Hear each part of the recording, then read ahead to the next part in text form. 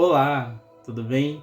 Que Deus, Ele abençoe a sua vida poderosamente com toda sorte de bênçãos, de honras e de prosperidades. Que a paz do nosso Senhor Jesus Cristo, ela reine na sua vida, ela reine no seu lar para a glória de Deus. Amém? Você tem um minuto para Deus? Você tem um minuto para ouvir a palavra do Senhor? Vamos meditar uma palavra? Ela se encontra no livro de João, capítulo 5. O versículo é o 4, a partir do 4. Quero ler o 4, 5 e o 6. Amém? Vamos estar meditando? A palavra do Senhor diz assim: De certo em certo tempo, descia um anjo do Senhor e agitava as águas. O primeiro que entrasse no tanque, depois de agitadas as águas, era curado de qualquer doença que estivesse. Estava ali um certo homem enfermo, havia 38 anos. Quando Jesus o viu deitado e sabendo que estava assim havia muito tempo, perguntou-lhe: Queres ser curado? Meu Deus! Você imagina uma pessoa está enfermo 38 anos. Aquele homem foi deixado naquele lugar, eu não sei por quem, pelos seus pais, pelos seus familiares, alguém que o amava muito e queria ver aquele homem curado. Mas aquele homem não foi deixado ali por crueldade ou por maldade. O anjo, ele descia de tempo em tempo, não se sabia o dia nem a hora exata que aquele anjo iria descer e agitar aquelas águas. Então aquele homem foi deixado lá para que ele, no momento que o anjo descesse, ele pudesse entrar naquele tanque e ser curado. E se passaram 38 anos. Eu não sei quanto tempo do início da sua enfermidade até o tempo que ele foi deixado naquele lugar. Dependendo da sua idade, era um adolescente, já conseguia se virar sozinho, apesar de estar debilitado, mas já tinha maturidade. Aquele homem foi deixado ali.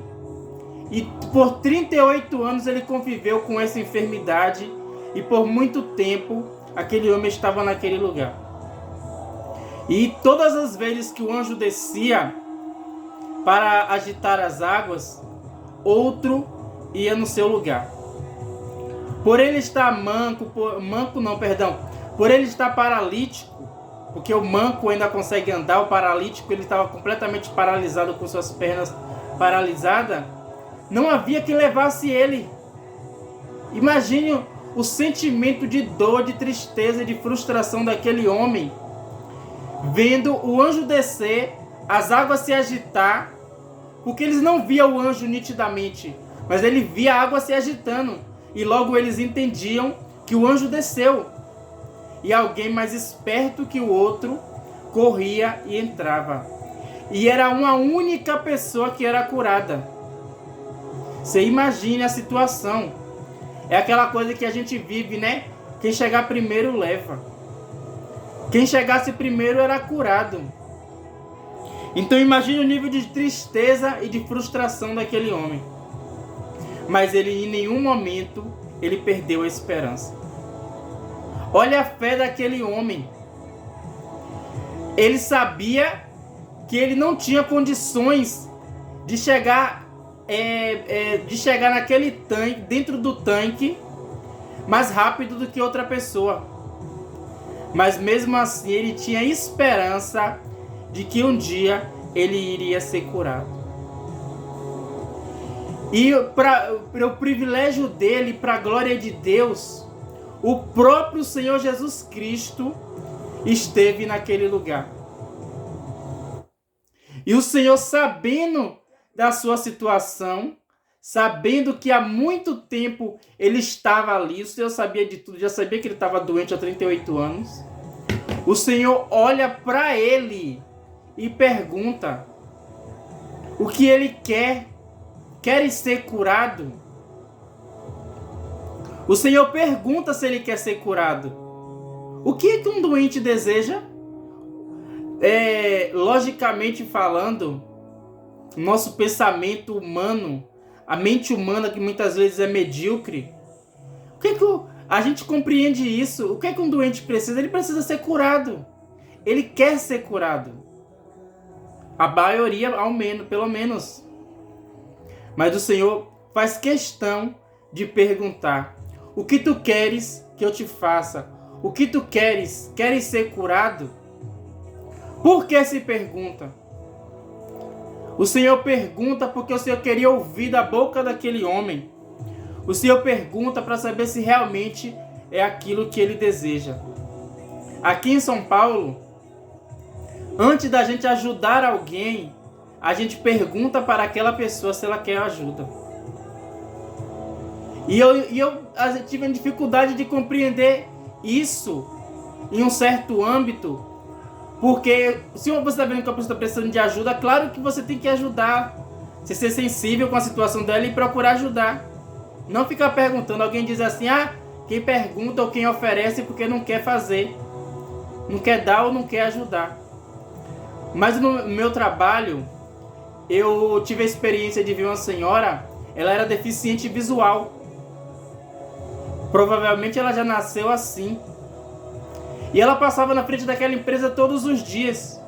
E aquela empresa era uma obra, estava em fase de construção. E entrava e saía caminhões carregados de concreto. Chama de bitoneira o nome. E aí eu tinha que ter o maior cuidado para não acontecer nenhum acidente, porque aquele caminhão pesado ele entrava e saía. E estudantes passavam ali o tempo todo. Então eu tinha que ter uma atenção redobrada.